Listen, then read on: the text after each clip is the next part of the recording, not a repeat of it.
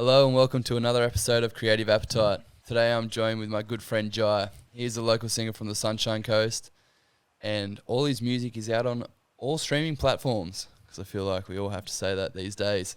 Yeah, not available as NFTs yet. But coming soon. Hopefully. NFTs are so weird. Do you know much about them? Sort of. Do you dabble in the cryptocurrency world? I'm waiting till I have more savings that are like expendable before I dive into it, because I have friends that made a lot of money and then lost all that money in the same breath. So yeah, it's pretty crazy. I've met some people that have made like a good substantial amount of money, and then I'm like, how? Like what? Yeah. Like I got some friends that invest like a lot of money into it, and then their return is even more, and I'm like, how are you calculating this, and where are you getting this information from? Yeah, I mean, I follow a lot of positive money pages on Instagram, so maybe that's where I'm getting the algorithms are coming my through. knowledge. I don't know how accurate it is, to be honest. That's what like the algorithms that come up on mine, because I started following all these motivational pages.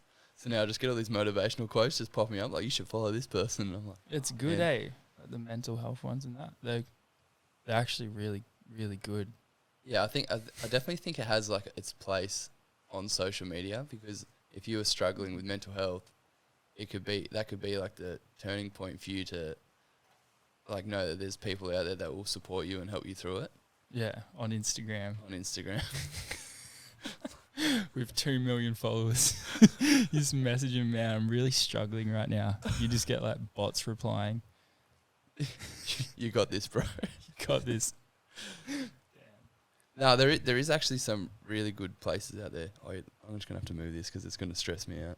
Oh, that's the sort of thing that really stresses me out. So I'm glad you fixed that. I'm like looking at it, I was like, this ain't going to work. I'm going to get sucked in. Just through the table. Like train spotting. Just. But there's this mental health podcast. I'm pretty sure he records here as well. And he seems to be doing like really well. He just has like these open conversations like with people. Here. Yeah, in this space. Table. Yeah. I'd have to jump on that as well. Do you reckon? Feel like you got. Or is that what this is? This is actually a mental health podcast. That's what we're talking about. Recorded psychology sessions. Doing research. I definitely want to do a podcast like that through maybe like Mental Health Week or something, just to get like a psychologist on and see what strategies people can use if they get stuck. You just breathe. See, I'm not a big breathwork person. I've tried. Yeah. But I think I need to do more of it, or like meditation. People are like, oh, you need to meditate and blah blah blah, and I'm like, do you know how hard it is to sit down for 5 minutes and meditate? When you got like ADHD and you're sitting there and you're trying to meditate, and then your phone vibrates or something goes off, and you're just like, oh, your whole attention's gone. Yeah, I can't not be doing anything. Always have to be doing something. Or two things. Always have to be doing two things at once. What are two things that you're doing right now? That is fidgeting with my feet and talking. Let's be literally, real. I'm like with my hands. I'm like, this is gonna be. How do you be chill? I don't know how to be chill. This is the most. Actually, usually through this podcast, I sit pretty still. This is probably the only time throughout my whole week where I actually sit down and I'm just like pretty chill. Yeah. For the rest of it, I'm just running around like a madman. Yeah, I feel ya. I think it's good. Do you think that it helps you with your music? No. Nah. What's it like? No, just with like having ADHD undiagnosed. Yeah, no, not at all. I can't do something for longer than 20 minutes, and I get. Yeah. I think it's why all my songs are 2 minutes long, because if I had to listen through for longer than 2 minutes, I would go crazy. I'd keep it. I feel like I would be able to make really good shit if I could chill out for longer, but I can't. I feel like it sounds like every single creative, they're like, I really feel like I can make something really good if I just had the patience to sit down and do it. I can do it. Every now and then I'll get right in the zone for the longest is probably 2 hours. That's the max amount of time I can sit doing one thing. Yeah. Unless it's painting oil painting, somehow I can just do that for. I think that's my. That's your meditation. That's my meditation. That's my remedy to my cookedness. How did you go when you were growing up then? Because when you were growing up, were you like super active and outdoors, or were you indoors trying to be like doing anything creative? It was like everything, skating, pretty much constantly bouncing off the walls, kicking the walls. Yeah. Putting holes in stuff. I used to skate when I was younger. Yeah. I thought I'd be really good at it, and then I like smacked my ankles a couple of times, and I was like, you know what? I don't really feel like I need to put myself through this pain anymore. Yeah, I don't know. I think I'm addicted to pain, to be honest. Because the shit I've put myself through is just stupid. It's just stupid. Did you get really good at skating? Yeah, I was sponsored for a little bit there when I was a kid. Really? I don't know if people just felt bad for me and just gave me free stuff, but like you can do an ollie. I was. Hey, yeah, I can ollie. I could never kickflip as a child. I can now, but kids are just too good these days. I was considered good. I'd do well in competitions, but I wouldn't stand a chance against a 9-year-old girl now. Have you? It's ridiculous. I was literally watching a video yesterday on this 3-year-old, and he was dropping in on like a 6-foot quarter pipe. I was like, how? I was like, that's intense. They're cooked. Like 3. Yeah, I don't find it impressive though. You know, like you see these kids that are. Yeah, no, I don't. I want to see a grown man skate. Sounds, or like a grown man or woman or whatever. But when I see kids doing huge airs and stuff, they just fall off and kind of slide or bounce. It's not really. I don't know. I don't find it impressive just because there's no risk involved. Because they're so like malleable and like flexible and stuff. And it's kind of like watching a tech deck. They're so fluid. It's actually crazy. Like it's like, good. If you see a big guy fall off, I guess that's more exciting. This dude, Grayson Fletcher, this big beard, he looks real gnarly, and he'll just do something pretty simple, but you just, Jesus. Like if he stacks, he's going to be out for a couple of weeks. These kids are just, boom. Yeah, they get up, they get straight up. And they're and they're all padded out. It's good. It's good to, protect yourself, but it's not exciting. It's not exciting. There was this dad at the skate park the other day, actually, and his daughter was trying a quite difficult trick, but he was just there, come on, go again. And he just kept dropping it in front of me. I wanted to just tell him to go away and just let her have fun. That's what it's about. She's, probably not going to make it to the Olympics. Who knows? Maybe she will, but you don't need that level of like full-on intense. Yeah, like they're like dance mums, but for kids at the skate park now, it's ridiculous. Yeah, I've never really understood that mentality of pushing your child to be like over pushing them, because then they get confused. Like you're trying to make a child think like an adult when their brain's not mature enough to understand the difference. Like in solving complicated like emotional problems. So if you're like, if someone to me now was like pushing me, I could see why they're pushing me and I could understand it. And I'd be like, yeah, that probably makes sense in the long run, blah, blah, blah. But as a kid, all they want to do is have fun. If you're there going, do this, do this, do this, it's like, they must be so confused. They end up hating it. Yeah. That's why you could be so good. It happens to so many little really good surfers or skaters, anything. They get pushed, they become so good, and then they just miss out on taking it to the next level because they hit 16 and they're like, let's party. Fuck my parents. I don't want to do what they, you know what I mean? Yeah. Like, they think they've got their best interests in mind, but they don't push your kids. It's a fine line between like pushing them enough to get them good, but then not overdoing it that they don't like it. Just let them go. Like, they're kids. Yeah. Man, when I was a kid, I was out in the park digging holes, in dirt, jumping BMX jumps and being an idiot. Yeah, same. And skating. Yeah, I didn't skate too much. I tried it for a bit, and then I just I really enjoy watching skating though. I think it's like a really cool art form.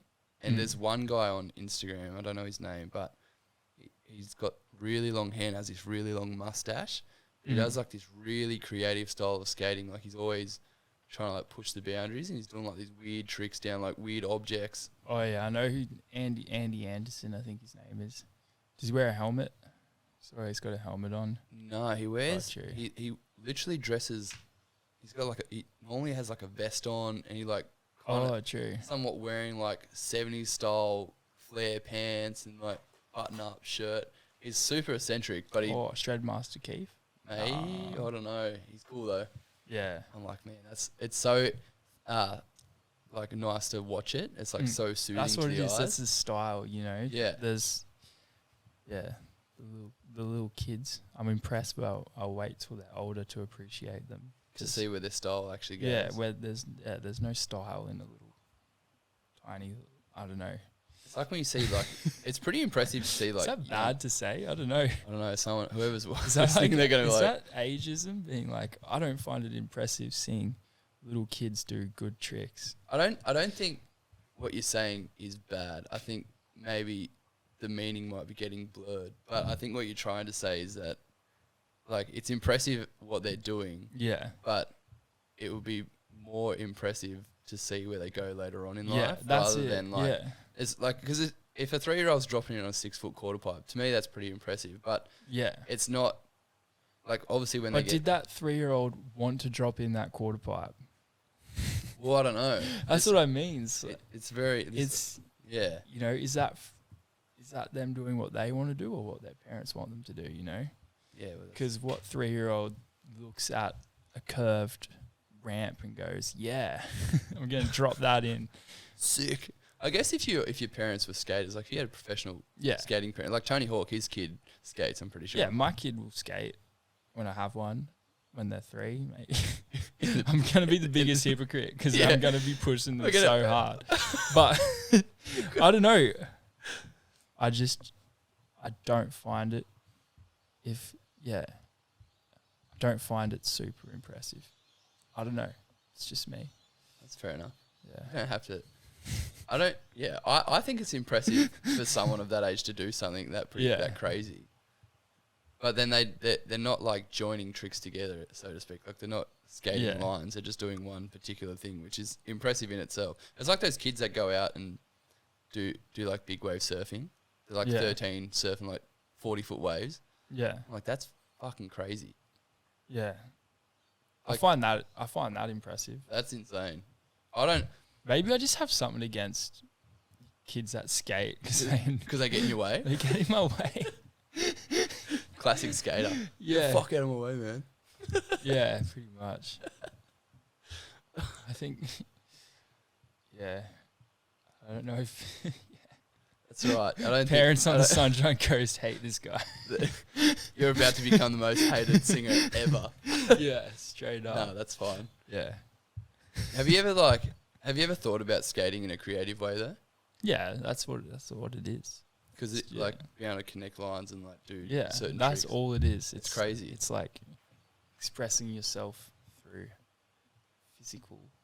I don't know. It's like dancing, but it's not dancing. It's on it's on a piece of wood. But that's what it is. That's the way I think about it. At least I'm not thinking, I want to do this trick because it's technically hard. It's more so I want to do this because I think it will look nice. Yeah, like the flow will look Yeah. That's more the way I think about it. I'm not thinking, that would get me 15 points in a skate comp. It's more, that's the way I think about skating. It's like fluid motion. Do you reckon you think of your music in the same way you think about skating with like the fluid motion of the song? Yeah, for sure. So do you reckon like maybe from when you were skating, you've like implemented some of those techniques into your music? Yeah, definitely. Everything crosses over. Yeah, like it's all the same. Isn't it crazy? Like everything starts to like cross over. Even for me, like with this podcast, there's so many things that I've taken from other creative aspects that I've done, and they all start to like mold into each other. Yeah. And it's only recently now that I've started to notice it, and I'm like, oh, that's pretty wild. Like, or I did like a little bit of editing, and I've done photography and stuff like that, and it all like with speaking, and then obviously this is video, so then I have to, so it all like starts to cross over, which is crazy. I'm only just starting. It's all the same. It's all. It all I don't know how to explain it. You can't explain it. It's really hard to explain. You've had that kind of epiphany with it, but it's all the same. Painting made me a better musician. somehow. I know how, but I can't explain it. Yeah, isn't it? It's like, It's what I imagine that doing ayahuasca or something is like, and you just realize everything. like this full, just like, But it just happened somehow. Like, just realized it all. It's made sense. when did you? But I didn't do any drugs in the process. Yeah, because you've never done drugs before, have you? Nah. I smoked weed a couple times and I think it scarred me a bit. So I think it scars a lot of people, especially because weed's so unregulated. Or it's getting more regulated now because it's free, but it's so unregulated when you're younger. I had some dodgy shit. Some random guy's like, "Yeah, bro, have some of this," and you're like, "All right." Yeah, well, it was Super a mate, strong. and they were what I would call veteran stoners, and they were a bit cooked. They didn't know what was going on, and me, who had only smoked a couple times, I was doing laps around a statue in my friend's garden for about, I want to say, 2 hours. After every lap, I went, "Why'd I do that?" Why'd I do that? I was just stuck on a loop, a physical loop. I was literally just walking around the statue, and then he made me some soup. I went, I got hell sketched out. I was like, "What'd you put in the soup? Did you drug me with the soup?" Start getting paranoid. And now I'm still, like, I have PTSD from that experience, that I'm hyper paranoid about being drugged. Yeah, right. Like, I probably won't drink any of that water. That's fair enough. It hasn't been opened. It's never been opened. I don't know, maybe you So injected some stuck in drugs into it or something. Jesus. I'm just kidding. I'll drink some.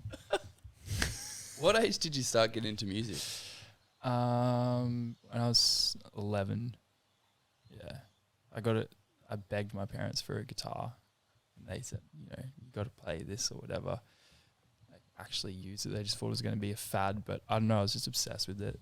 And yeah, started playing in the church band, and I don't really like church anymore, but kind of like drove me, getting like positive feedback from Everyone's like, And they were really like, "Oh my goodness, you can play guitar." And then so that made me get better, I guess. And then I got really fascinated with recording pretty early on.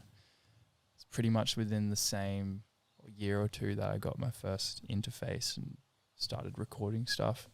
Didn't have a computer, but I got an interface and just plugged recorded. it into Dad's. Yeah. Are your parents creative? Yeah, my dad's he's an artist. He does like designs for people's albums and stuff. Really? He did I don't know if you know the band Suicidal Tendencies, Yeah. but he did bunch of artwork for them actually. He did like their World Gone Mad cover, bunch of like tour merch and stuff. It's kind of, he just does that sort of stuff. That's crazy. He used to paint surfboards and that. And then, I don't really talk to my mum anymore, but I wouldn't say she's creative. I think she just feeds off of other people's creativity and then tries to claim it. Should probably share my new song tomorrow. She'd be like, I'll be this like, guy yeah, talking shit about me. I hope so. Don't at me. Is your dad on the coast? Yeah. Lives in Mount Coolum, just around the corner from me. And did you grow up with your dad? Oh, I grew up with both my parents. Oh, both parents. And then they were missionaries. That's Christian missionaries.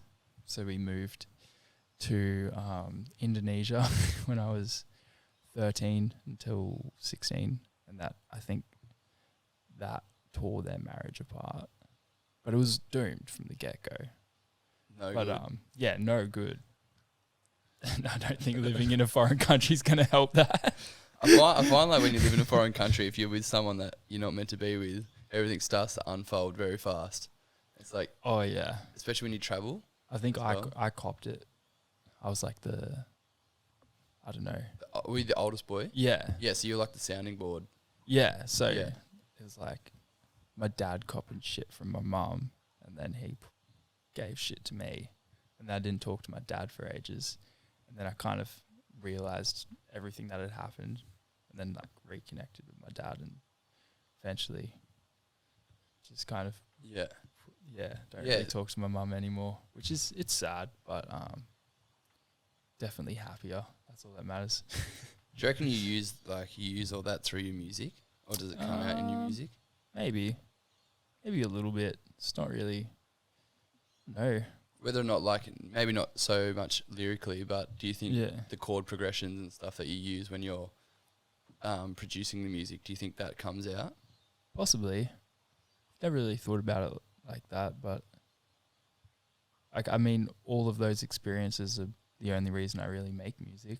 Yeah. It's like I wouldn't have gotten so into it if I hadn't have lived overseas, and I don't know, it's kind of didn't really have much, and I didn't really go to school or anything, so I kind of just stayed inside all day and just taught myself how to make music. So I guess that kind of ties into it in a weird way, but yeah, no, I don't know. Do you think that, like, when you were over in Indonesia, how long were you there for? Like 3 or 4 years, 3.5 years, I don't know. And were you allowed to, like, go out into, like, the local community and, like, hang out and make friends and stuff like that? Yeah, the problem is being like that kind of 13, 14-year-old sort of age, is that it is hard to make friends in a foreign country when you don't speak the language. My little brothers were fine. You can just go play with anyone, but the kids my age were more, they had their gangs. Yeah, like the little posse of people. Yeah, they're all like riding around on mopeds and with BB guns shooting chickens. I'm not about to get a part of that, you know. Join the moped gang. Yeah, like it just wasn't, you know. They were like sort of at that age where we lived was very like it wasn't a flashy neighborhood. Where did you live in Indonesia? In Bali, but we lived in smack bang in the middle of Denpasar. Yeah, a place called Monang Maning, which translates to ghost. Apparently, if an Indonesian person walked in right now and I was like, "Oh, I lived in Monang Maning," they'd be like, "What the fuck?" It's like ghetto. It's not ghetto, but yeah, it's pretty ghetto. It's very ghetto. You're like, it's not ghetto, but it's ghetto. Yeah, it's super ghetto.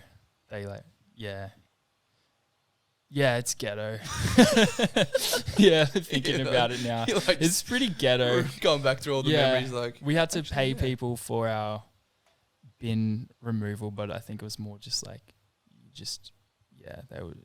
Yeah, right. I don't know how to explain it, but it is so, it's so ghetto. Definitely beats. Where's ghetto here? Like Nambour, I don't know. I don't really know where the ghetto areas are on the Sunshine Coast. Really, growing up, it's like Wano. Yeah, Nambour has a bad rep. I think Nambour is probably one of the chillest places on the coast. It's pretty interesting, Nambour. Yeah, I find it's just because it has all the services. You know what I mean? Yeah. It's like a little mini city. So when you were over in Indonesia, you were still making music then? Yeah. Well, that's where I really started to make music. Just with your guitar? Guitar, and I got Ableton. This dude came around with a hard drive and just kind of gave me all this cracked stuff. Really? You got Ableton over there? Yeah. That's crazy. Yeah, I started to dabble in electronic music when I was. Yeah, I don't know what I'm trying to say, but no, that's fine. With like when you were over in Indonesia, were you actually going out to like clubs and stuff? Because I think the age over there, like it's because it's obviously a bit corrupt. You can go in and out. I mean, I could have, but I was sheltered. Yeah, okay. Like coming from like Christian. I didn't leave the house. I was a total hermit. Yeah, I wasn't allowed to go anywhere. Like, where am I going to go? I'm like 13, 14 in like pretty ghetto part of Bali and don't have access to any transport, don't have money. Like, I don't know, it's kind of fucked up to think about now. So you pretty much spent 3 years inside a house. Yeah. Indoors in the aircon. I had no friends seriously, no human contact. That is insane. Like, that's so, like, I could only imagine what that must do to your like mental psyche. Oh yeah. Being stuck. Because if I'm stuck in a house for even half a day, I'll start going crazy. So I couldn't imagine what 3 years must be like. Yeah, like I went out occasionally, but not enough to be like, no. Like you're not going out there seeing the sights. I was homeschooled. I didn't do anything actually. I just did nothing. So you just made music. Seriously, I just made music. That was it. I just watched YouTube videos, learn how to make music. That is seriously all I did for 3 years, and I'm grateful for it because I make music now. Yeah, well, you're really good at making music. It's kind of messed up. I don't know, to put a teenager through that. Yeah, how do you... It's a pretty interesting story, I guess, because it's not really like your traditional style of how someone gets their start making music. Like usually, I don't know, I'm just going to not stereotype a type of story, but usually it's like they come from a really bad home, music's their escape, so they make music in their bedroom, but they're still out socializing with their friends, where your story's crazy because your parents were missionaries. You were in Indonesia. Didn't really leave the house. And you weren't you weren't obviously homeschooling. Yeah. So then you were literally just making music. Yeah. Do you have any of that music somewhere? Somewhere? Yeah. I mean, I've got stuff from when I was 16 on different SoundCloud accounts and that, but I made that when I moved back. But yeah, I've definitely got it somewhere. I think I sent like an EP to Future Classic. I thought I was going to get signed. That's how sheltered I was. I was like, yeah, I made an EP. It's like the trashiest electronic like stuff with a little bit of guitar in it. I was like, yeah, I'm going to get signed. Like, I kind of want to hear it. I kind of want to see yeah, what it I don't know like. if I can. I won't be able to find it. We'll have to find it. It'll be in my email somewhere. That's the beauty of having the same email from when you were a kid. So what style of music was it? It was like, I don't know, what would you even call it? Oh, I don't know. Honestly can't explain it. I was really into the typical like Nirvana and Foo Fighters and that, and then I heard Flume and I was like, holy shit. Actually, yeah, because Flume would have came out just around 2012. Yeah. Okay. And that I heard that and I was angry at myself for liking it. It's like, that doesn't have guitar in it. It doesn't have drums. Really? And then, so that's actually what got me into Ableton, was because I wanted this other software called Cubase, which was one of the standard in recording studios. And the plan was to eventually work in a studio recording other people. And then this guy, people over there, they have hard drives just full of just whatever. He gave it to me. He's like, install whatever you want. He's like, you might like Ableton. I was like, oh, Flume uses Ableton. I'll have a sus on that. And then I like made some hell weird, I don't know, I want to say like housey sort of stuff. It was really fucking shit. But yeah, again, I was like mad at myself for using it. I was like, I'm using this like electronic music software. And then, I don't know, just got hooked. Why were you so upset about making electronic music? Was it coming from your parents, or were you just... were you trying to fit like a stereotype of like the Nirvana kind of situation? Yeah, like I was like a band T kid, hair down to here. I was obsessed, like, or like the Christian metal bands were like my idols. I was like, Under Oath, like that's what I wanted to do. Like, and then so electronic music was just, can't do that. But then I did. And then I started fusing it together, I guess. Yeah, so like growing up in Indonesia for a couple of years, did you have access to social media? Yeah. Okay. So what I'm trying to say is, do you think that because you had access to social media and you were listening to Nirvana and the typical stereotype of someone who listens to that style of music does not listen to electronic music, do you think that's the reason why you were so angry at yourself for enjoying it? 100%. Yeah, glad we got there, because I was like... Yeah. That's 100% it. And now, I listen to everything. I'm glad I like, a lot of people don't get over that until they're a bit older. I can still meet people now who only listen to, like, I don't know, like Courtney Barnett, stuff like that. Courtney Barnett's not too bad. Her stuff's good. I just mean there's people that will only listen to Yeah. like, I don't know, like One specific folk or genre. only like indie. It has to have like guitar, bass, and drums. And for me, that's problematic because you're closing yourself off to a lot of stuff. And then or like people who only listen to punk music. And then it's like most of the people that play in those bands are listening to Drake on the way home from band practice. Like, it's, I don't know. I don't know what I'm trying to get at, but it's frustrating. It's a weird, I encounter it all the time with people, and they're so stubborn in their music taste that they're just closing themselves off. Like people who hate rap music really annoys me because it's the ultimate form of lyricism. I've always pondered on that thought about people who only listen to one style. Yeah.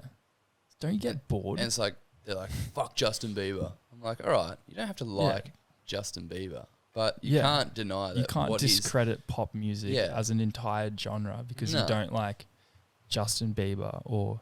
But like the other thing is like you can't deny that the music that he makes, I'm just going to use him as an example. Yeah. Like the music that he produces or has people produce is still very well done. Like it's good. It's really, really good. Yeah. He has an amazing voice. Yeah. And it's like if you discredit him just purely based off something that you've read in the news, it's like how can you be so narrow minded? Exactly. It's like because then if you didn't think like that, that is being Yeah, it's like imagine what could happen. Like listening to something could potentially change your life. Just if you just open up your mind a little bit. Yeah. It's straight up. It's frustrating, but it's fine. That's why I just try to blend stuff together. Yeah. I don't care. How do you like? What's your creative process like? For music, it really differs. Hey, I might start with bit of drums, and then add stuff over the top where I'll be like noodling on the guitar and stumble across a chord progression I like, or might just be in the car driving and some lyrics will hit me. It sounds really like kind of like hippie, but it just hit me and I'll be like, "Oh, that's good." Chuck the mic on my phone and just record it in. Not while I'm driving. Sometimes while I'm driving. I'm a safe person. I'm safe. I'm safe in how I pull over, I record it, and I hop back on the road. I totally get that because I was making music there for a while when I was DJing in Sydney, and I'd come up with like a melody in my head, so I'd literally just pull out my phone and like just literally do that. Whistle it in. Just like, it's good. Because you can't like it only comes for a little bit and then it goes. Yeah, and I've had it happen in dreams before. Or I've had that, and I always wake up like singing the melody. Yeah, I'm like, shit, I better get that down. Yeah, I've done it. I've written lyrics. I had this dream. It was a couple of years ago, and I was walking around with my phone in the dream. I kind of lucid dream a little bit, kind of decide what I want to do. So I was writing lyrics, and I knew that I was in a dream and that I was asleep. I was like, I'm going to make the most of this time. I had my phone notes writing out lyrics in the dream, and then I woke up and wrote it in my actual phone notes. That's crazy. Yeah, sounds hell trippy. That is trippy. I'm not that strange. It's just making the most of my time whilst asleep. So now when you're making music, do you have like set studio time? I wish that I had that level of discipline, organization. Yeah. I should do that. I mean, I only have a certain amount of free time in my week, and so. How do you get around working a full-time job, and then because most people are tired after their job, do you think that affects your creativity? Yeah, 100%. So do you try get? Oh, you work retail though, so do you have to work weekends as well? Yeah, my roster is from Tuesday to Saturday, so I get Sunday, Monday off, and then Thursday is a half day, so I finish at 2:30. And So what do you do on Sundays and Mondays? Do you go in and make music, or? That was the plan. That was the plan when I started working full time and got a studio, but unfortunately, at least the past couple of weeks, that hasn't been the way it's worked. COVID, yeah. And I just, oh, I'll just have like 1 or 2 drinks, and then couldn't be bothered. I could be bothered. I do have some level of drive, but on my days off, I've just been too run down to want to do that. It'll hit me. I always go to work in the morning with the intention of going to the studio after work and working for a couple hours, but once it hits 5, just You're just ready to But go then home. every now and then I'll just get a massive boost, and I'll go for like 10 hours to like 3 in the morning and just smash out heaps of stuff. So it's not, I'm not getting stuff done, but I also don't think it's good to try and force creativity on yourself.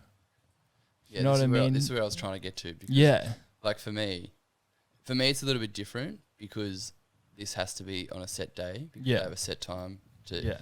But I enjoy I look forward to having people in, but it's kind of different because I've got fresh people coming in all the time. So like there's constantly something new to talk about.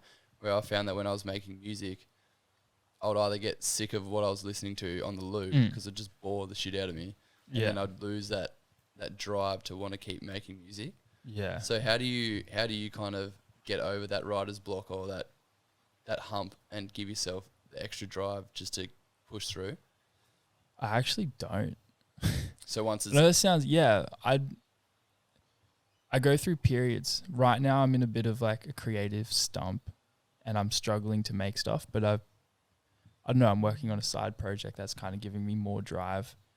And I know it's all going to come back around full circle. I've still got so much unreleased stuff, so I'm not stressed about trying to make stuff and get it out because I've got stuff sitting there waiting to go. And then, I kind of treat the times when I'm not feeling as inspired to say, make like the sort of stuff that I release under dry.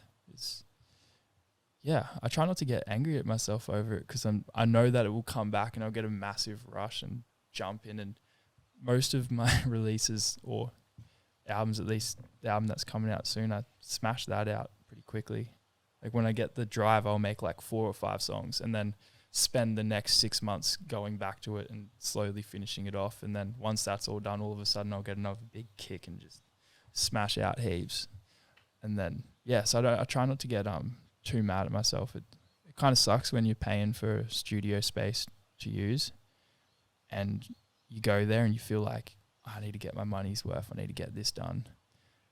But it's not really a good way to look at it though, because I know that maybe next week I might spend a 12-hour session there straight and write like 3 or 4 songs, and that automatically accounts for 2 weeks of going there for a couple of hours and feeling like I'm getting nothing done. Yeah, so just like it just balances itself out. Yeah, it just balances itself out. You can't, It's such a tricky one as a singer or like a creative in the music industry because you don't want to just feel like you're going there, set time, got to do this. Yeah. Like it would kind of ruin the flow of the creativity. Yeah. But then in the other token, on the financial side of it, you are actually paying for a studio, so it kind of seems a little bit... Yeah. I wouldn't say I haven't got my money's worth so far. I've definitely finished off a lot of stuff. And I've been working with some other people there that inspire me. So that's good. But do you do a lot of features and stuff and have like people come in and... or is it... Not necessarily, more just like... There's a guy I work with that's pretty cool, and he makes really, really good stuff. And he'll just come in and work on his stuff, and I'll just chill out, add some stuff here and there, or the other way around, I'll be making some beats and he'll add stuff to it.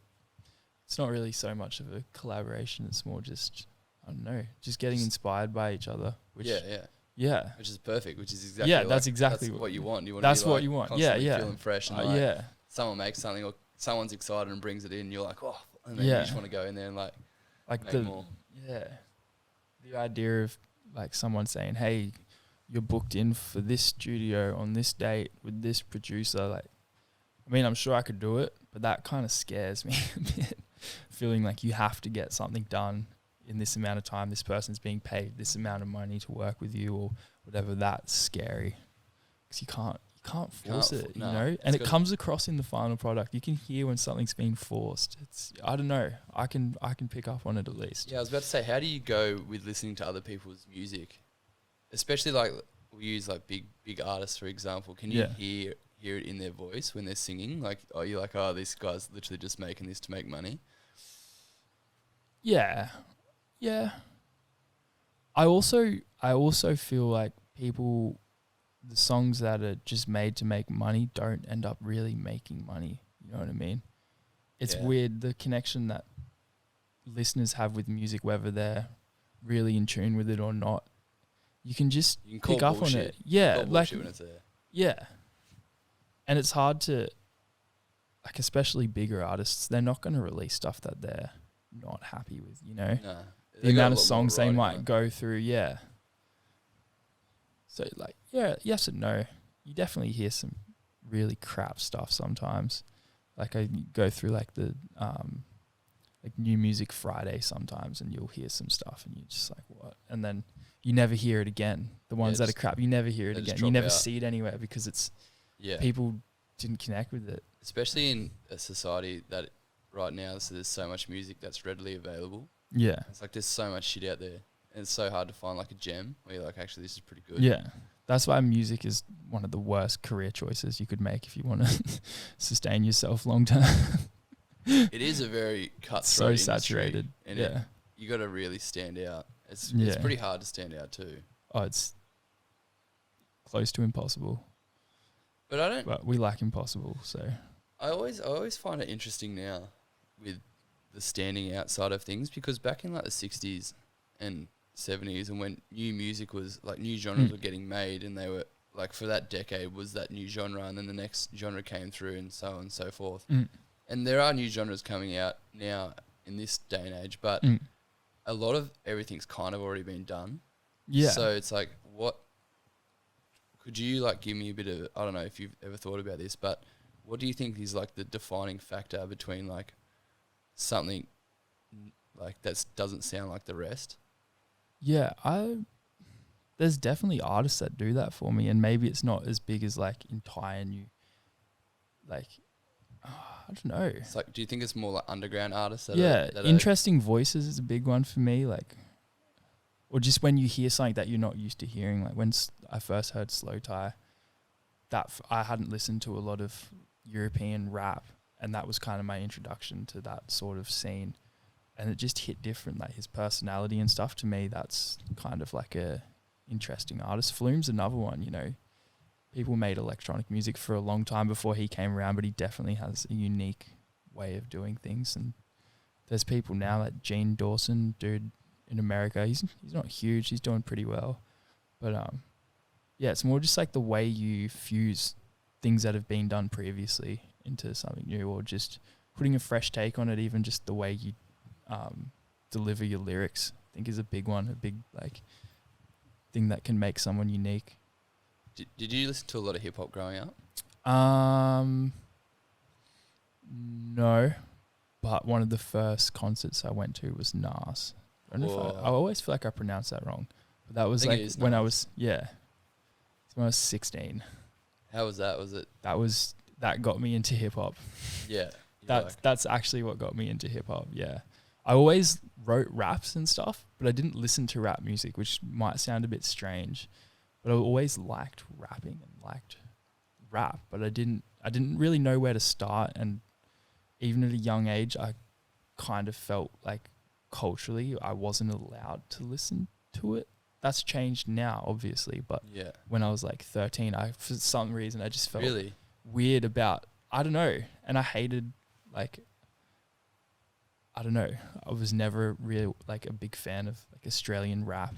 No, I am now. I don't really like, but this is going to be probably an unpopular opinion, but I don't particularly like Hilltop Hoods very much. I like Hilltop Hoods. I just don't like the style of rapping. Like I don't necessarily think that they're bad rappers. Like I think they're really like talented, but it doesn't really hit home for me, so to speak. Where like someone like Nas, that New York State of Mind song is, to me, is like like it's so well done. And just like the lyrics that he talks about, or if you even look back at like Eminem's early stuff, I think that stuff's crazy. Or Hobson. Hobson's he's another good artist. Yeah, I know what you mean. You know what I'm just going on a limb here. I don't know if this is like maybe a common thread across people, but I feel like in general Australians are kind of insecure in I don't know. Like, I hate hearing my own voice, and maybe it's a similar thing just across Australians in general. Well, not all of them, obviously, but like hearing an Australian person rap sounds weird sometimes. I don't know why. Because we're so I've gotten, accustomed to like American accents and the way they rap that. So when an Australian raps, yeah, oh, that's it's a bit like, weird. yeah, and like I love like Australian hip hop now, like proper like Oz. I'm trying to think of. I really like. There's a couple of artists that I really like that rap. Like Triple One, I think are really good. Yeah, they're pretty good. Lee's is really good. He's a guy from Byron Bay. Yeah, He's super talented. Yeah, I'm gonna get him on the potty. He's like, so I followed him. I met him when I was younger, in Byron Bay when he was just working at the FN store when they just first started.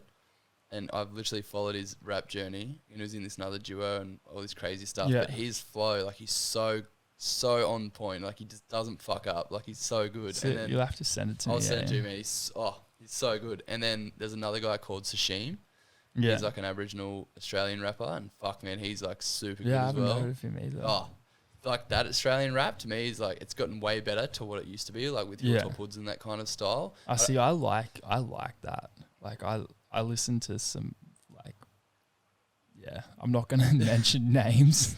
Drop bombs, start drop. But I like it now, but I never used to, but I think it came from that hearing kind of like more bogany sounding Australians.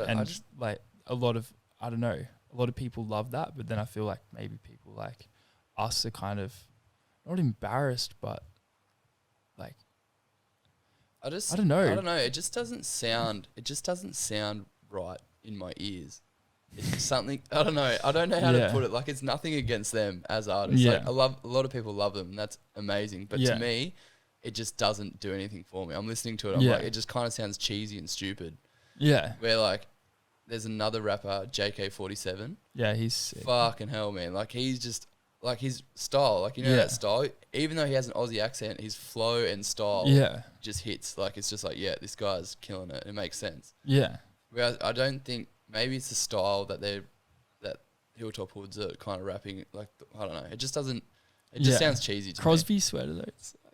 No, that song really annoys me. Yeah, it really infuriates me. And when it came out, everyone loved it, and I was like, "This is fucking shit." Yeah, I think it's just like the more nasally Australian. Yeah, maybe that's what it is. Rap voice that people either love or hate, and I definitely used to hate it, but and now you're like, I just appreciate it. I think it's I appreciate it for what it is. Don't get me wrong. Like I'm not hating on them. Like I appreciate their style and sound. It's just you just can't do it. I just can't do it. Like straight up. It's like eating mushrooms. I can't listen to Nick Cave. I hate Nick Cave.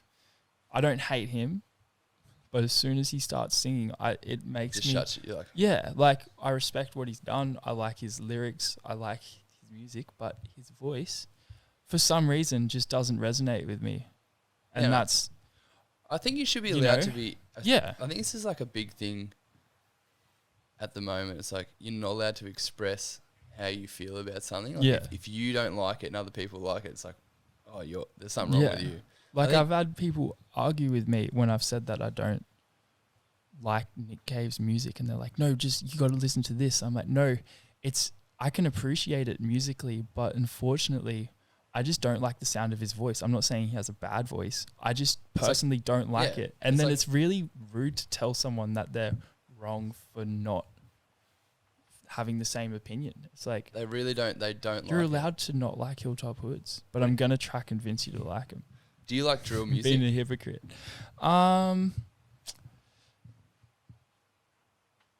Yeah, I don't. I can't say that I listen to it on a regular basis. Have you listened to 1-4? Yeah, I like that song with Matt Corby. I think that's pretty sick. Like I think they're doing so well. Like I haven't listened to them in a long time, but I listen to them all the time. I just think they're sick. What they're doing is really cool. It's not something I would put on regularly, but I've listened to their discography and can appreciate it. But as far as things that I circle back to and continue to listen to, it's not really a part of it. But I like it. Do you think you'll add rap into your Jive project?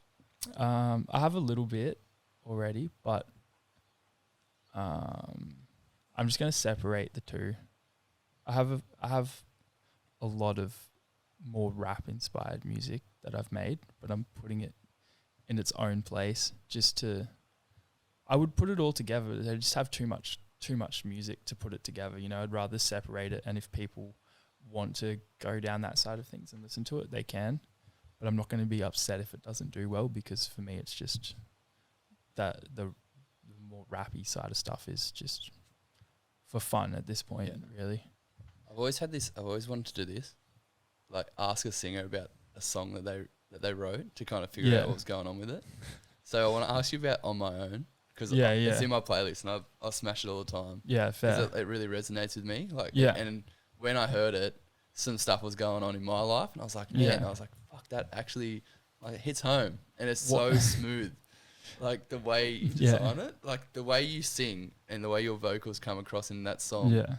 I don't know what you're doing, but we're gonna have to talk about how you make that. Like it kind of sounds like fuzzy. Yeah.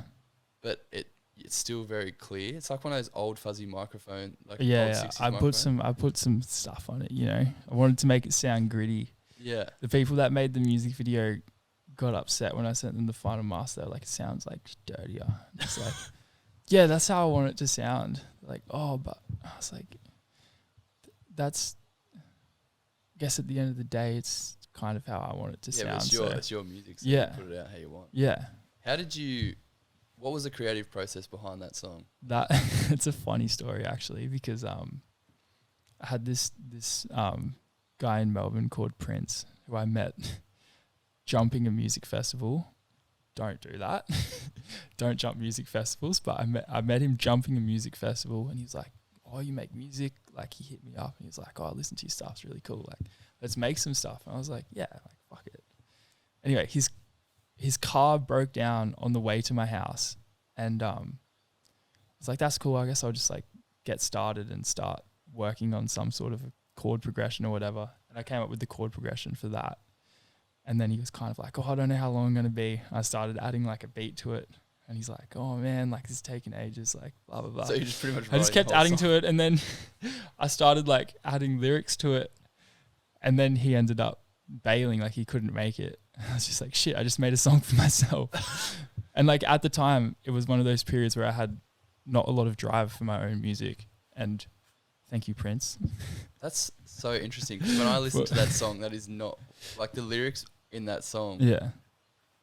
Were the lyrics in that song are based around him not turning up? No, they were. Because I was like, that wouldn't really make any sense. No, it was more just I started making it with the intention of it being a song for him, and then I started to really like it and kept working on it, and I was kind of grateful that he couldn't then make it, because Where did you come up with the lyrics for it? It just came out. It does most of the time, and it's all relevant to me. Was it from like a memory or something that had happened? Yeah, well, as at the time, I don't know how to word this because it might sound weird. It can get weird. That's the best part about it. So, me and my ex of a couple of years ago, we made a lot of music together, and she's doing really well now. And she had put out a couple new songs, and I don't know if they were about me or not, but I guess they were the first songs that came out after we broke up, and we had been broken up for ages. Yeah. But I kind of like heard them, and I was like, oh, kind of want to respond. You know? No, like a diss track. Yeah. I like this song from, I mean, I want to know what you got out of it lyrically before I say what the meaning for me was, because I feel like that's something that I try to do with my music, at least with this project, is I try and keep it more open so more people have the chance to relate to it, opposed to people attaching the story to me. I want to make it less specific so that other people can put their own experiences into it. Well, for me, when I listened to it, I just went through a breakup as well. Yeah. And it was just like, could you talk about like mental health in there and like having anxiety and stuff like that? And I really resonated with that. Because when you talk about like one of the, probably butcher it, but there's like one part where you're talking about like, in the end, I'll be like sleeping on my own kind of thing. Yeah, yeah. And it's like, it sounds like after you've dealt with all this anxiety and being anxious and like missing this person, ultimately in the end, you're just going to be on your own. Yeah. And I was like, fuck, it just, Yeah. I don't know, man. Like, it just really hit home with me because I was like, oh. And then it's literally been in my playlist and I just smashed, pretty much every day it's on. I'll put it on. Yeah, like, Cheers. I'm like one of those like ADHD kids that constantly just like plays the same. Nice. But that's what it just, and it's so smooth and the chord progression is so like chill that it just kind of all, I don't know. Yeah, it circles around. Yeah, yeah. The chord progression, it sits in it actually like musically sits in a, I can't remember exactly what mode it's in, but it's not in like a normal like major or minor key. It kind of, I don't know how to explain it because it's kind of hard to explain, but the chord progression sounds like it's on a constant circle. It never really has like, usually with the chord progression, you have like the first chord and then the chords in the middle kind of join to usually it's like the fifth chord is then what resolves back to like the home chord. Your and root note. It's a full circle. Yeah. And it creates like there's formulas, like jazz music is based on 2-5-1 progression, and it's a formula that works, but this kind of, it just keeps the loop going. It never resolves. It just, the whole song, it's just it constantly like keeps going around. It's so, I remember like the start of it when that chord progression comes in, you're just like, it's just so like it's a really good song. I think it's really well made. Like, it's just like, it keeps you going, and then the lyrics come in and you're like, oh yeah, and then you start like getting into the lyrics, but then the chord progression comes back in, you're like, oh, it's just one little loop. It's so cool. Yeah. But as far as what the actual like the meaning of it to me though, it comes across first as like kind of a breakup song, but it's actually like, for me it wasn't a breakup song. It was more telling them that like I'm sweet. Yeah. You know what I mean? Like, yeah, I kind of got that vibe. The original name of the song was Want You to Know, but I felt that was a bit too abrupt. And my management or the team of people that have been working with me decided that that wasn't a good name for the song. So we changed it to On My Own. It definitely rolls off the tongue. Yeah. Like smoother. And it kind of, it's good because it takes away from it being like not attacky, but directed at someone. Yeah. Which is good because when it came out, it was 2 years after I actually made it, and I definitely didn't really feel that way anymore. I don't know how to explain what I'm trying to say, but yeah, when I made it, it was kind of a response to something that someone else had made, and yeah, I guess maybe they'll know that now if they listen to this, but that's not how I felt about it when it came out. You know what I mean? Yeah. Yeah, isn't it so like, I find it so fascinating how people interpret other people's songs and music, and like how I interpret it was different to how you wrote it. Yeah, I think the way you interpret it is the way most people interpret it. That's why I asked how. Yeah, but then the reality of it is like, no, I'm sweet to be on my own. Yeah, which is I just find it so interesting. I think that's why I love music so much, and probably why a lot of other people love music as well, because it does that. You can just have this, you can just be lost in this world of this song, and it can do so much. It can make you feel so many different emotions all within the space of 2 minutes. 3 minutes. It's the best. Insane. And they're my favorite songs, at least, are the ones that resonate with me on a personal level. I don't like, most of the time I don't even want to know what it meant to them when they wrote it, because it's just becomes like part of you and how you, I don't know, you know what I mean? Yeah, for sure. Yeah. I want That's the best thing.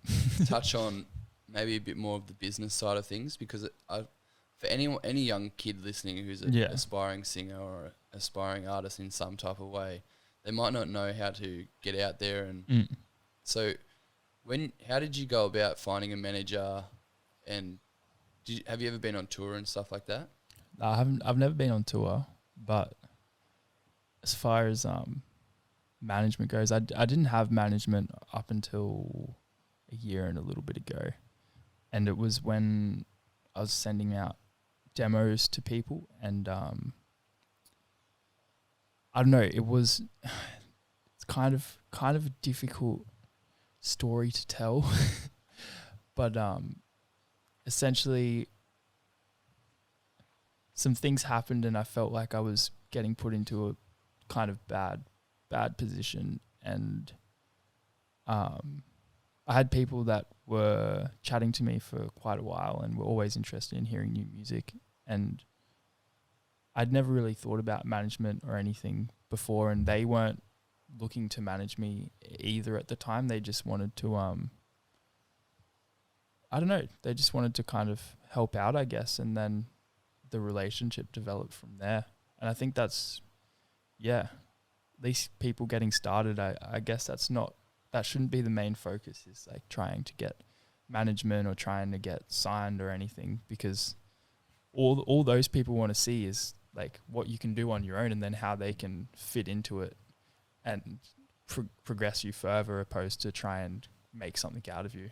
Yeah, definitely. And I guess that's not what you want either. Like you don't want to like come across as like an industry plan or something where you've been like molded into being something. It's cool when you can like just keep doing what you're doing, and then eventually the right people start to pick up on it and want to help you progress, I guess. Did you ever like manifest anything growing up? Like when you were... Oh, my entire life. My whole entire life is a manifestation. No, seriously, like... No, it is. It's crazy. I'm a big like believer in like manifesting what you want, I guess. It's Do you have a specific story of something that you manifested when you were younger that you could like explain to like and show an example for any like someone listening? Jeez. Everything. I don't know. Like, well, even if it was like something specific, maybe it was like playing your first show, and you didn't know how to go about it. But when you used to go to sleep at night, you used to think about playing this first show, so that maybe gave you like some drive to keep making music and keep playing, and then overthinking, like, because you were constantly manifesting it. Like there was an opportunity that was presented to you. Yeah, maybe in the.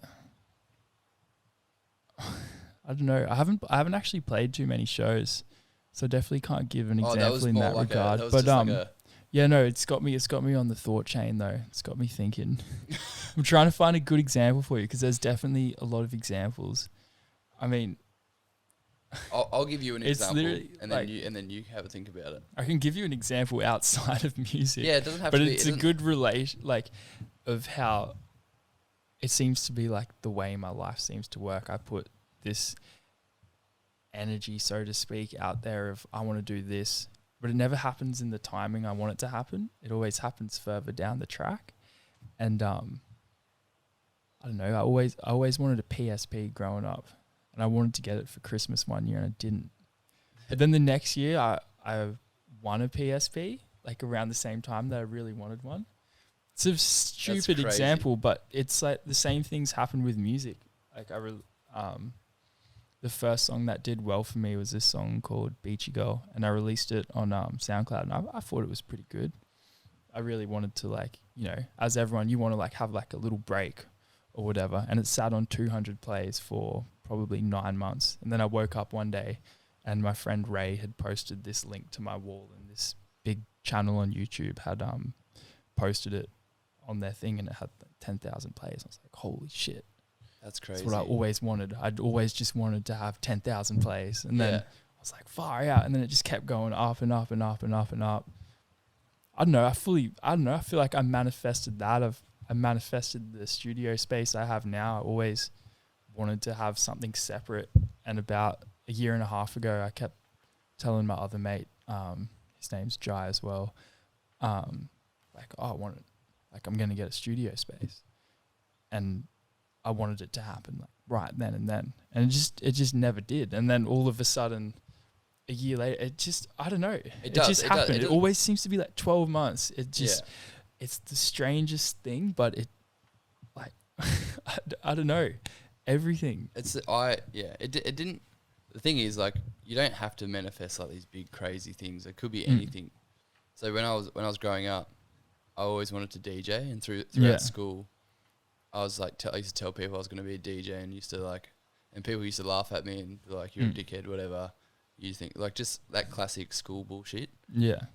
And I just kept manifesting it all the time, and I knew that in the end I would eventually get there. And then when I joined the Navy, I started had a bit more financial freedom. Mm. So I bought decks, and I used to DJ. I used to like practice 4 hours every single night. My ex-girlfriend used to hate me because I just terrible mixing and everything. Girlfriends hate musicians. It's just like, And if they make music, it's worse. Because yeah, then you hate each other. it's not a nice relationship. It's literally like, but I manifested it, and I was like, I'm going to play my first show. I'm going to do this. Like, I'm going to DJ. And I literally just manifested it. I just kept manifesting and manifesting. Yeah. And it's like, I 100% believe if you think about it and manifest it, it will happen. It might not happen exactly the way that you're manifesting it, but something good is going to come. It does happen. Something is going to happen. Yeah. Are you a religious person? Funnily enough, now that you told me you're religious, when I was growing up, I was like forced to go to church for like 9 years. Yeah, same. And I hated it. Yeah. I was like, what the fuck am I going here for? It's the same thing though. It's like the idea of prayer and putting things out there, and it's like you take away the religious part of it, and it's just the same shit we're talking about. Yeah. I'm not standing up for religion right now. I'm just saying. I know what you to mean. the Christian people out there, that's it's the same. It is exactly It's the same. If You don't need to out- put a label on it. It's the same thing. Cut out all the weird shit Yeah. and just like go to the root The cause. rules. Cut out the rules and the construct of it. And and like the we're root living the cause same is like life. you're still manifesting happiness. You're still manifesting like community. Yeah. Like ultimately at the end of the day, you're manifesting everything. Yeah. And I don't know. It could probably be something even as simple as like a particular meal that you wanted to eat. You like think about it, and you think about it, and you think about it, and then you're like, all right, I'm gonna go get it. Yeah. I don't know. It could be a craving too. I don't know. But Yeah. same. Like chips. Yeah, chips. Damn, I'm gonna get some chips. No, yeah. I feel like I have to tell this story because this happened yesterday, and it relates back to what we were saying before we started this with the car thing. Oh yeah, we have to tell that story. And so this is I think this is a good story with a good little life lesson in it for me, or I guess anyone. So I blew the head gasket in my van on the way to Brisbane like 6 months ago. And on the way like it happened, I was just like, you know what, I'm not going to get this fixed, I'd been neglecting the van for quite some time, and I was like, it's just not worth getting it fixed. So I bought a new car the same day. And that was when you messaged me for the first time, was like trying to help me out with the car. I was like, oh, I already got one. It was the same day. I bought a new car like 4 hours later. And I bought it off this guy who was so confident in the car that he was selling me, that it was good, that he gave me a 6-month guarantee on any mechanical faults. And it was the reason I ended up paying a little bit more for it. Anyway, 3 weeks later, I'm driving in the exact same spot, and the temperature gauge goes up a little bit, not overly hot, but just like drops down and starts going up and down. I was like, oh my God, I bet you like, and then sure enough, the head gasket blew in this car, and I was so mad. I was so angry with this guy. I was just like, I mean, I wasn't mad. I thought he would honor what he said, but he didn't, essentially. And I was like, can you just like give me like half, And I was going to take him to court and stuff. And it was the same week I started a new job. And it just kept eating me up. And then the car, I got the car fixed, and I like zip paid half of it. And I was just like, whatever, it's done now. I'm going to stop talking about it. I'm not going to let this situation affect me anymore, because it was just like, I don't know. Like I was gonna sue him. Like I was actually gonna sue him, and I was like, you know what? The mental strain of going through that is just not worth it. It's done. I'll put it in the past. Anyways, so yesterday, the guy comes into where I work, and I'm just like treating him like I would any customer. And then I was like, "Do you remember me?" He goes, "No." I was like, "You sold me that car." Anyways, we got talking, and he was like getting a bit like not mad, but he's like, you got scammed, blah blah blah. I was like, no, I was like, dude, I was like, you know, I just said to him, I was like, I don't want anything from you. I just want you to know that like it was hard for me at the time to like financially, like I'm still paying it off, and that I was never trying to like bullshit you or try to get money out of you. Like you said, you know, you gave me a document that said that you would honor this or whatever, and you didn't because you thought that I was like trying to scam you or something, but I'm not about that. Anyways, he like bought some stuff and he comes back and he's just like, I'm going to text you. And I was like, okay, like cool, whatever. Anyways, long story short, the dude just literally 5 minutes later transferred me half of the cost to get my car fixed. And this is like 6 months later. And I was like, I like could not believe it because it was such a big deal at the time, like financially and everything. And like he was like full of apologies, like, oh, I thought, you know, you were like making stuff up. And I was like, man, like I was so nice to him. I was just like, I said to him, I was like, I don't want anything. I've moved past it, but like I just want to like clear things up and let you know that I was never trying to like bullshit you. Like I just was like genuinely, this happened. It's unfortunate and it's not your fault either. No, but this is what happened. And yeah, he just, I was crazy. Like, you are kidding me, man. That's amazing. Like that's so crazy. So wild. Like that never happens. That never happens. Isn't it crazy that if you just be genuine and nice to someone, nice things will happen? Yeah, like my boss was like getting angry at him for me. Like you were genuinely just being open and honest, like, mate, like this actually put me in a pretty financial hardship. Yeah. And then he's obviously resonated with that and he's like, oh fuck. Yeah, like I shook his hand. I was like, we good though, man. Like I just want you to know that like I don't have any hard feelings towards you, and like I was never trying to bullshit you. That's seriously, he transferred me like less than 10 minutes later. He's like, what's your bank details? He asked for the invoice. He's like, can you send me the invoice again? I was like, yeah. And he's just like, what's your bank details? Boom. And I was just like, no way. That is that is wild. So I had so many like little shitty, like blowing 2 head gaskets in 2 weeks. That's not like, head gaskets there's no expensive. Like human, there's no level of human error in that's just pure bad luck. Yeah. Straight up bad luck. It's pretty wild. Yeah. Like it's just like I stopped going to Brisbane. so scared that I was scared.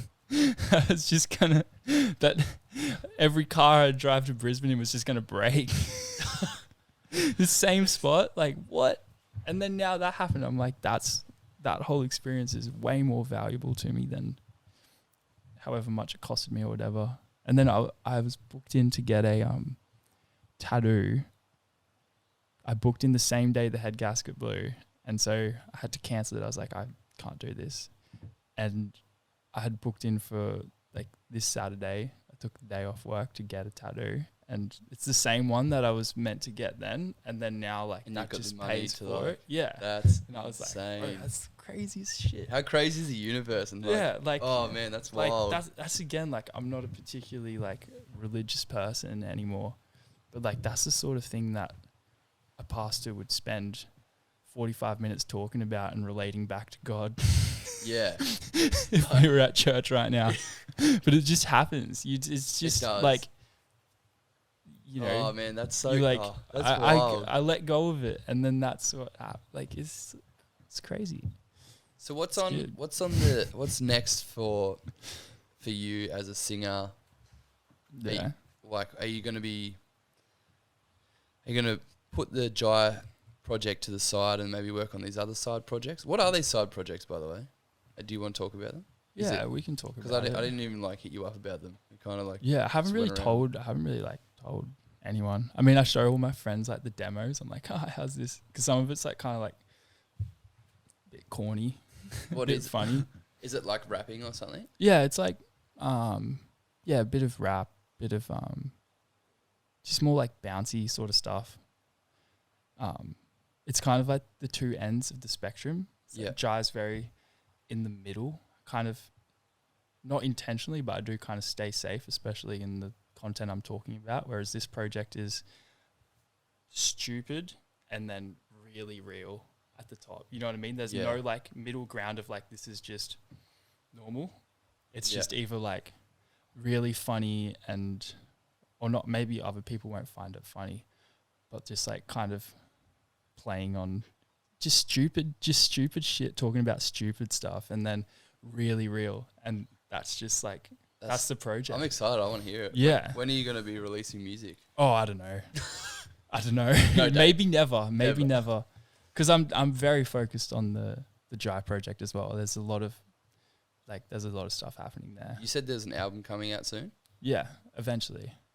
Is that the next big thing that you're going to release? Yeah, yeah. And you don't have a date for that? Not officially. Keep an eye out. But yeah, the third single is coming out on Friday. That's right. We Which is didn't idiot. Switch on. Didn't even touch on that. Like, well, it's more of like a softer single. Like it's not crazy. Like no crazy music videos or like anything crazy. I like the video. It's just coming out. I like the clip that you put out. Yeah, riding just your bike. riding the bike. Yeah, it's sick. It's vibe. Yeah, well, yeah, it's just riding the bike. But yeah, it's nothing. Yeah, there's going to be a couple more singles and then the album, and then So this other project, I don't know where it's going to slot in with all of that, and I'm not sure when I'm allowed to release it. I don't know. I haven't actually had these conversations yet. Yeah. Around whether I can like. Because you have to show it to your management and stuff first. Yeah, like they like the songs, which is cool. But as far as like, let's release it, I don't know. Yeah, okay. I don't know, but I mean it's under a different project name, so I mean I could just release it. Yeah, but it would be cool to like kind of have have it all cycle in together, you know, because it is a part of it's me, like it's blatantly me, obviously, but it's got its own name, its own sort of thing. But I want it to be a part of Jai. I just want it to have its own page on Spotify so people can. Yeah. It's all this. It's all me. Yeah. It's just like, I have too much music to have it all be in one place. If that makes sense. Where do you? I haven't asked this yet, but where do you draw like your inspiration from, or is it from other artists, or do you find it from like? Is there any big artists in particular that you do like? Yeah, it's all just like I get inspired by everything. Hey, yeah, like all different aspects. Like of I listen to so many different genres, little like real underground stuff, and that I'll just hear little things I like, and that might inspire me to make something. Or lyrically, it's all just based on life, or just that's whatever. But for me, when I was making music, I drew a lot of it from melodies from other songs. Like It was really weird. Like it wasn't, it was just always random shit. It was never like the traditional sense of like, I don't know, an artist or something. It would always be like something real weird that I'd draw inspiration from. That's why I always like to know if it's the same as for like I think it's pretty similar with everyone. Definitely try not to like take. You don't want to take too much inspiration. Like if you hear, say if I hear a melody I really like, you could reinterpret it into your own song, but definitely don't want, like, it's happened before. I've written a song and I'm thinking, I'm like, that sounds like something else, and then you find what it was and you're like, shit, no, I can't. It's too similar. Like I don't want to deal with that later on, and so you just throw it to the side. But definitely like we'll hear sounds like production elements, or there might be I don't know, just a synth sound that's like, whoa, that's a really cool synth sound. Yeah, I draw... and like you make a completely different sounding song that was originally inspired by that synth sound or that chord progression. And what you end up making is completely different, but that little spark of inspiration from it drives you. I like feeling inspired by movie composers, like Hans Zimmer and stuff like that. Like there's so much... Sakamoto. It's like there's so much emotion in their compositions. You're like, it's so cool to like draw and try not like recreate that feeling, but I find that sometimes when you are trying to recreate it through something like someone who's made some music, you end up you can kind of sometimes find your own sound through that, because you're like, oh, like it's because you're not trying to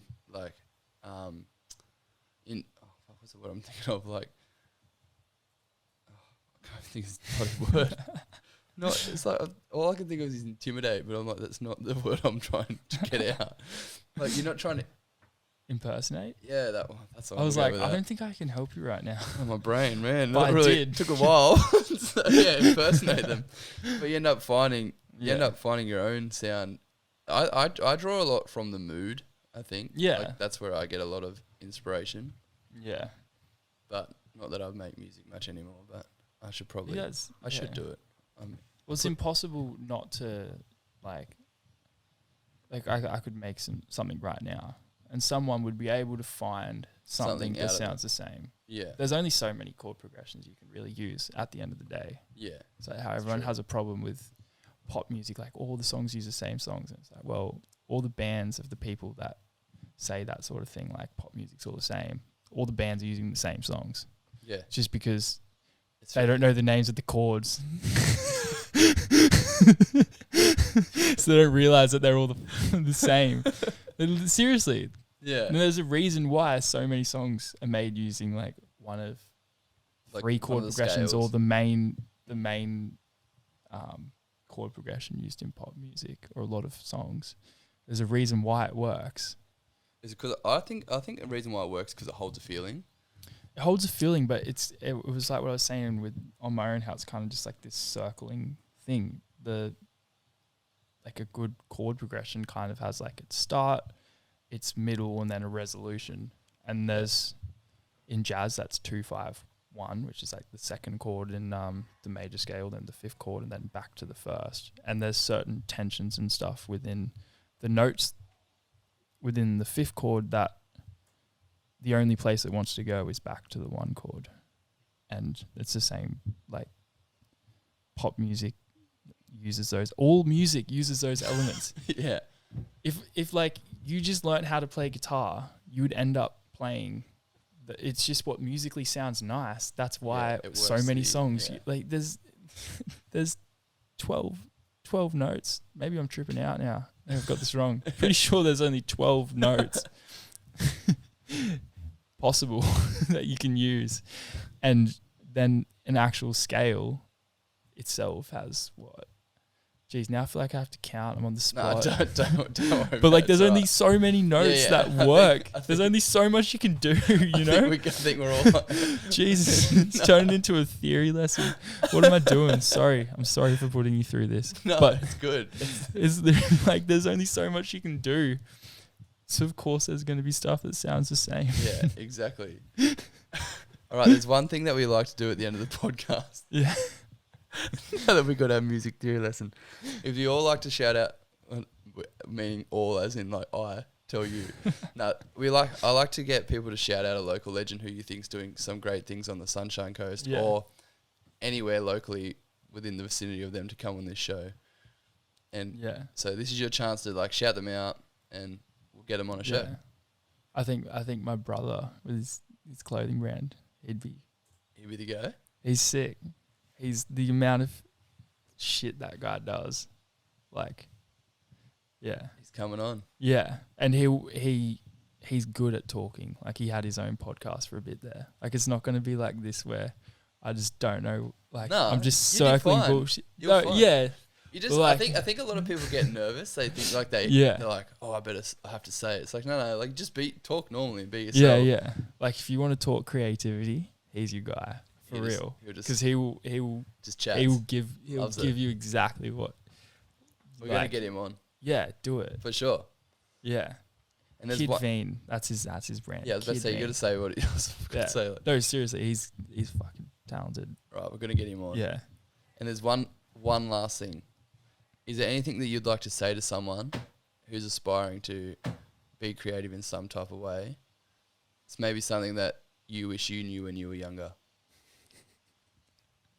Just put him on the spot. You're You're like, not gonna like what I'm gonna say. no, you can say whatever because it might, like you said, Yeah. it's like music. It might resonate with someone. It's not going to resonate with everyone, but it's Yeah. going to resonate with someone. Don't do it.